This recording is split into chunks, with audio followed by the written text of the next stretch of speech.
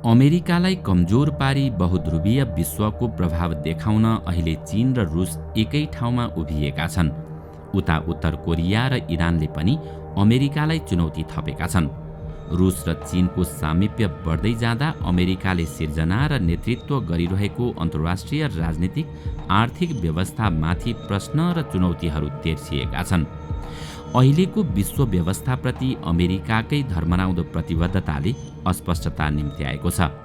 दर्शकवृन्द, आउनुहोस् आजको यस श्रृङ्खलामा हामी नयाँ शीत युद्धको सुरुवात कसरी हुँदैछ, यति मात्र होइन, पहिलो शीत युद्ध र अबको शीत युद्धमा के कस्ता फरकहरू देखिनेछ, आज हामी यसैको बारेमा विशेष चर्चा गर्नेछौँ।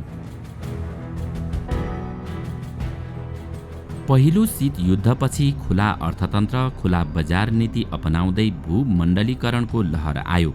सीमा खुकुलो गर्ने या बोर्डर वर्ल्डका अवधारणा अगाडि आए। वस्तु, सेवा र मानिसको आवत जावत बढ्दै गयो। यसबाट चीन लगायतका केही सक्षम राष्ट्रहरूले व्यापार लगानी बढाउँदै आर्थिक विकास गरे। अमेरिका नेतृत्वमा चलेको अन्तर्राष्ट्रिय विश्व राजनीति र अर्थव्यवस्थाप्रतिको आकर्षण बढ्दै गयो। अमेरिकामा सन् 2001 सेप्टेम्बर 11 आतंकवादी आक्रमण भयो। ती आतंकवादीले अमेरिकी एयरलाइन्सलाई नै मिसाइलका रूपमा प्रयोग गरेर न्युयोर्कको पुँजीवादका प्रतीक मानिने ऐतिहासिक व्यापारिक केन्द्रमा आक्रमण गरे। अमेरिकाको राष्ट्रपति भवन व्हाइट हाउस, रक्षा मन्त्रालय पेन्टागनमा आक्रमणका प्रयास भए। 3000 भन्दा बढी विभिन्न देशका नागरिक हताहत भए। यो आक्रमणको जिम्मा अफगानिस्तानमा लुकेर बसेको ओसामा बिन लादेनको अल कायदा समूहले लियो। यसले सबैतिर विचारको परिवर्तन सुरु गर्यो। अमेरिकाले सन् 2001 नै जिहादी आतंकवाद विरुद्ध लडाईँ सुरु गर्यो अफगानिस्तानबाट।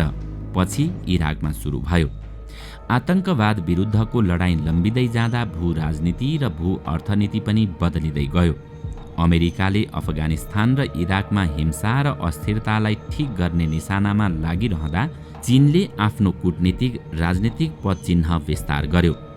चीनको आत्मविश्वास बढ्दै जाँदा चिनिया राष्ट्रपतिले सन् 2013 अमेरिकी राष्ट्रपति बाराक ओबामासँग ग्रेट पावर रिलेसनसिप प्रस्ताव गर्दै दुई देशका सम्बन्धमा समानता, सम्मान र दुवैका हित रक्षा गर्ने प्रतिबद्धता सामेल थिए। आफ्नै प्रभाव र शक्ति बढाउन बलिया राष्ट्रहरूको होडबाजी चलिरहेको छ। शीत युद्ध पश्चात अमेरिकाको एक छत्र प्रभाव रहे पनि सन् 2001 पछि विभिन्न प्रश्न खडा भएका छन्। नयाँ परिवेशमा शीत युद्धका विभिन्न रेखा देखा परेका छन्। पूर्वी एसियामा अमेरिका र चीनको प्रतिस्पर्धा छ। युरोप र एसियाका अन्य भागमा समेत यसका बाछिटा पुगेका छन्। पूर्वी युरोप, जसमा पूर्व सोभियत गणराज्यहरू छन्, त्यहाँ र मध्यपूर्वसम्म अमेरिका र रुस बीच प्रतिस्पर्धा छ। मध्यपूर्व खाडी क्षेत्रमा अमेरिकाको इरानसँग खटपट छ। वाक युद्ध चलिरहेको छ। अमेरिकाका प्रतिस्पर्धीहरू हेर्ने हो भने कुनैमा पनि वैचारिक एकता पाइँदैन। प्रतिस्पर्धीहरूको एउटै उद्देश्य छ, अमेरिकी प्रभाव र शक्ति कमजोर गर्नु। सन् 1947 देखि 1989 सम्मको शीत युद्धमा अमेरिकाको मुख्य प्रतिस्पर्धी सोभियत सङ्घ थियो। शीत युद्धको करिब 2 दशकसम्म चीन कनिष्ठ साझेदार साथीका रूपमा सोभियत सङ्घसँग थियो। अहिले चीनको आर्थिक, राजनीतिक र सैनिक प्रभाव ह्वात्तै बढेको छ। रुस अहिले चीनको कनिष्ठ साझेदारका रूपमा देखिन्छ। अहिले पूर्व सोभियत गणराज्यमा शीत युद्धका बाछिटाहरू बाक्लिएका छन्।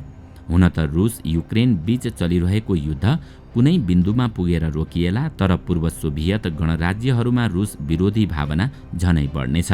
मतलब यस क्षेत्रमा अमेरिका र रुसको होडबाजी चलिरहनेछ। साउथ चाइना सीमा चीनले आफ्नो टेरिटोरियल क्लेम गरिरहेको छ भने अमेरिकाले फ्रिडम अफ नेभिगेसनको कुरा गर्छ। यी दावा र प्रतिदावाले पुरानो फलामे पर्दाको याद दिलाउँछ। अबको नयाँ शीत युद्धमा साइबर वार पनि जोडिन पुगेको छ। यसका साथै जासुसी र ध्वंसात्मक गतिविधि पनि विभिन्न रूपमा चलिरहेकै छन्। विज्ञान र प्रविधिको विकासले विश्वमै छाया युद्ध चलिरहेका छन्। ट्यारिफ मार्फत अमेरिकी प्रशासनले चीन विरुद्ध व्यापार युद्ध नै छेडेको छ। आफ्नो सर्वोच्चतामा चीनको प्राविधिक आर्थिक विकासले असर गर्ने ठम्याई अमेरिकाको भएकाले सफ्ट पावरका विभिन्न अस्त्रहरू प्रयोगमा छन्। प्रथम शीत युद्धमा सोभियत सङ्घ अमेरिकाको सैनिक र वैचारिक प्रतिस्पर्धी थियो। व्यापार वाणिज्य नगण्य मात्रामा थियो। अहिले अमेरिका र चीन व्यापारिक प्रतिस्पर्धी बढी छन्। पहिलो शीत युद्धमा जापान अमेरिकाको व्यापारिक प्रतिद्वन्दी थियो, सैनिक शक्ति होइन। अहिले चीन अमेरिकाको सैनिक र व्यापारिक प्रतिस्पर्धी छ। जापान र अमेरिकाले अहिले चीनसँग व्यापारमा प्रतिस्पर्धा गर्दैछन्, किनकि दुवै चीनको प्रभाव रोक्न एकै ठाउँमा उभिएका छन्। अमेरिकालाई कमजोर पारी बहुध्रुवीय विश्वको प्रभाव देखाउन अहिले चीन र रुस एकै ठाउँमा उभिएका छन्। उता उत्तर कोरिया र इरानले पनि अमेरिकालाई चुनौती थपेका छन्। रुस र चीनको सामिप्य बढ्दै जाँदा अमेरिकाले सिर्जना र नेतृत्व गरिरहेको अन्तर्राष्ट्रिय राजनीतिक आर्थिक व्यवस्थामाथि प्रश्न र चुनौती तेर्सिएका छन्। अहिलेको विश्व व्यवस्थाप्रति अमेरिकाकै धर्मराउँदो प्रतिबद्धताले अस्पष्टता निम्त्याएको छ।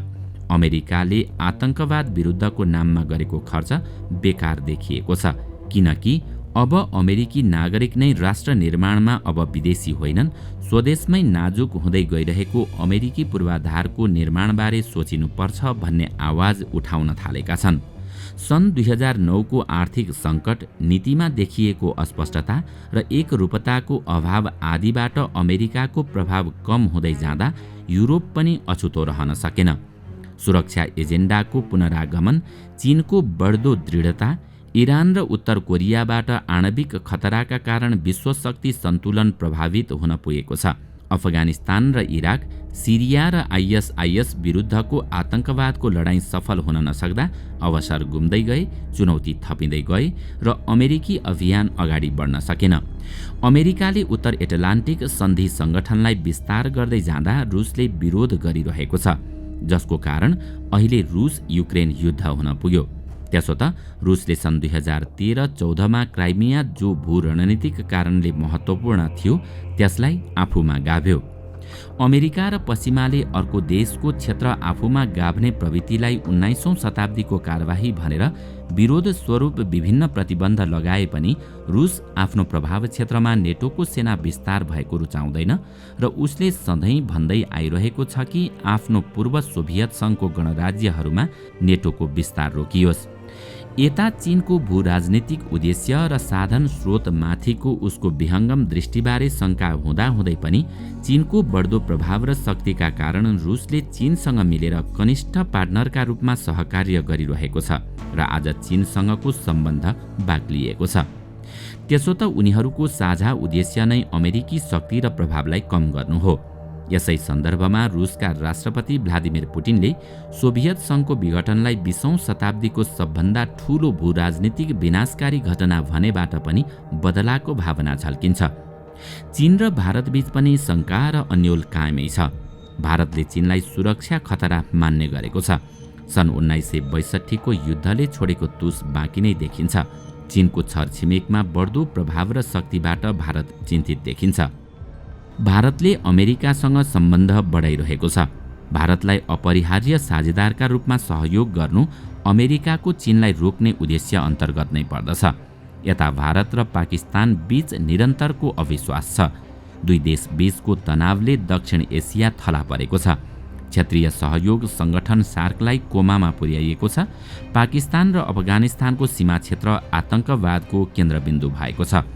आतंकवादले पाकिस्तान र अफगानिस्तान पीडित छन्, तैपनि अफगानिस्तानको सीमापारी भारतमा आतंकवादीहरू पठाइएका समाचार निस्किएका छन्। पहिलो शीत युद्धकालमा पाकिस्तान टुक्रियो र पूर्व पाकिस्तान बङ्गलादेशका रूपमा उदय भयो। पाकिस्तान टुक्र्याउन अहम भूमिका खेलेको भारत विरुद्ध पाकिस्तानले बदलाको भाव राखिरहेकै छ। सरकार राज्यले गैर सरकारी एक्टरलाई परराष्ट्र सुरक्षा नीतिमा अस्त्रको प्रयोग गर्नुले खतरनाक सङ्केत देखा पर्दैछन्। शीत युद्धको यो रूप नरोकिएसम्म दक्षिण एसियाले चीनको श्वास फेर्न पाउने छैन। दक्षिण एसियामा चीनको बढ्दो प्रभावले यस क्षेत्रको भू राजनीतिलाई अरू जटिल बनाएको छ, चुनौतीहरू थपेको छ। नयाँ शीत युद्धमा शतरन्जको शक्ति खेल्न आगामी दिनमा अफ्रिकामा पुग्ने देखिन्छ। मतलब अब अफ्रिकाको महत्त्व बढ्नेछ। त्यहाँ औद्योगिक र सैनिक शक्ति बढ्नेछ, किनकि विविधताका कारण अफ्रिकी लडाईँ विशेष गरेर जातीय लडाईँको विश्व मञ्च बन्ने सम्भावना देखिन्छ। अमेरिकाले चीनलाई एक्लै सन्तुलन गर्न गाह्रो छ। पहिलो शीत युद्धमा अमेरिकाको कुल गार्हस्थ उत्पादन ब्रिटिस साम्राज्यको भन्दा धेरै थियो भने सन् 2014 को अन्तर्राष्ट्रिय मुद्रा कोषको रिपोर्ट अनुसार चीन विश्वको दोस्रो ठूलो अर्थतन्त्र भएको छ। तर पर्चेजिङ पावर प्यारिटीका आधारमा भने चीन विश्वकै नम्बर 1 हुन पुगेको छ। चीन अबको दशकभित्रै विश्वकै ठूलो अर्थतन्त्र बन्ने निश्चित छ। सन् 1958 मा चीनको जनसङ्ख्या 65 करोड थियो। खाना पर्याप्त थिएन। अहिले चीनको जनसङ्ख्या 1.5 अर्ब छ, जुन विश्व जनसङ्ख्याको 22% हो। चीनसँग खेतीयोग्य जमिन 7% मात्र छ, तर पनि चीनले सबै जनसङ्ख्यालाई खुवाउन सफल भएको छ। चीनको स्टिल बचत अमेरिकाको कुल स्टिल उत्पादन बराबर छ। अमेरिकाको 13% व्यापार चीनसँग छ। सन् 2018 को द्विपक्षीय व्यापार हेर्ने हो भने दैनिक $2 अर्ब बराबरको देखिन्छ, जबकि यता अमेरिका र सोभियत रुसको व्यापार प्रतिवर्ष $2 अर्ब पुग्ने गरेको छ, जुन अमेरिकी कुल व्यापारको 0.25% भन्दा कम हुन आउँछ। चीन र अमेरिका शान्तिपूर्ण सहअस्तित्वका आधारमा सम्बन्ध कायम गर्नुको विकल्प छैन। सबै क्षेत्रमा प्रतिस्पर्धी भए पनि दुवै देशले राष्ट्रिय हितका पारस्परिकतालाई हेर्नुपर्छ र शान्तिपूर्ण सहअस्तित्वका सिद्धान्तलाई आत्मसात गर्नुपर्छ। चीनले एसिया, युरोप र अफ्रिकामा आफ्नो प्रभाव बढाउँदै जाँदा अमेरिकाले रोक्ने प्रयास गर्नेछ। चीनले पहल गरेको बेल्ट एन्ड रोड इनिसिएटिभ र अमेरिकाको इन्डो प्यासिफिक रणनीतिले बढ्दो प्रभाव रोक्ने सङ्केत गर्छ। चीन अब सम्मानजनक अवस्थाको खोजीमा छ। अमेरिकाले तत्कालीन सोभियत सङ्घसँग चीनको तुलना गर्न मिल्दैन, दुवैमा आधारभूत अन्तर छ। छिमेकी देशको कुरा गरिरहँदा हामीले नेपालको पनि कुरा गर्नुपर्ने हुन्छ। त्यसो त नेपाल संवेदनशील भू राजनीतिक अवस्थितिमा छ। नेपालका छिमेकीहरू चीन र भारत विश्व महाशक्तिकै रूपमा उदाइरहेका छन्। चीन र भारतको जनसङ्ख्या मिलाउँदा 2.9 अर्ब हुन आउँछ, जुन विश्व जनसङ्ख्याको 40% जनसङ्ख्या हो। छिमेकीहरू शक्ति राष्ट्रका रूपमा उदय हुनु, विशाल बजार हुनु, दुवै मुलुक पुरानो सभ्यताका धनी हुनु, अपार सम्भावना अवसर राख्नु, विश्व रङ्गमञ्चमा उनीहरूको भूमिका, प्रभाव र शक्ति बढ्नुले विश्वको ध्यान यतैतिर खिचिएको छ। दुवै राष्ट्र सहयोगी र प्रतिस्पर्धी छन्। उनीहरू बीच लामो समयदेखि अल्झेर बसेको सीमा विवाद छ। यो संवेदनशील र महत्त्वपूर्ण भौगोलिक अवस्थिति भएको देश नेपालमाथि विश्वको ध्यान केन्द्रमा पुगेको छ। त्यसैले प्रत्येक घटनाको जहाँ जे भए पनि त्यसको सम्भावित असर शक्ति हितमा के कसरी पर्छ, छिमेकीहरूको सो घटनाक्रमप्रति के धारणा छ, स्पष्ट रूपमा बुझी सूक्ष्म विश्लेषण गरी चनाखो भएर परराष्ट्र नीति सञ्चालन गरिनुपर्छ। 21औं शताब्दीको शीत युद्ध 20औं शताब्दीको पुरानो शीत युद्धभन्दा जटिल र चुनौतीपूर्ण हुनेछ। चीनको आर्थिक शक्ति र प्रभाव यसमा बढी निर्णायक हुने देखिन्छ। पुरानो शीत युद्ध आणविक हतियार लगायतको होडबाजीमा चल्यो। दुवैतिर हुन सक्ने विनाशका कारण ती युद्धहरू रोकिए र नोक्सान हुन पाएन। विज्ञान र प्रविधिको विकासले सूचना प्रवाहमा ल्याएको क्रान्ति, साइबर हतियार, स्वचालित प्रविधिका कारण 21औं शताब्दीको शीत युद्ध जटिल, चुनौतीपूर्ण र खतरनाक हुनेछ। त्यसो त दोस्रो विश्व युद्धको बाछिटा देखिन सुरु भइसकेको छ। दर्शकवृन्द, तपाईलाई आजको यो श्रृङ्खला कस्तो लाग्यो? हामीलाई कमेन्टमा अवश्य बताउनुहोला। साथै आजको श्रृङ्खला तपाईलाई राम्रो लाग्यो भने लाइक तथा सेयर गरी हाम्रो च्यानललाई सब्स्क्राइब गर्न नभुल्नुहोला र साथमा रहेको बेल आइकन पनि थिच्नुहोस्, ताकि हामीले अपलोड गर्ने नयाँ भिडियोको जानकारी सबैभन्दा पहिला तपाईलाई प्राप्त होस्। आजका लागि यति नै। अर्को भिडियोमा अझै रोचक तथ्य लिएर आउने नै छौँ। तबसम्मका लागि बिदा दिनुहोस्। नमस्कार।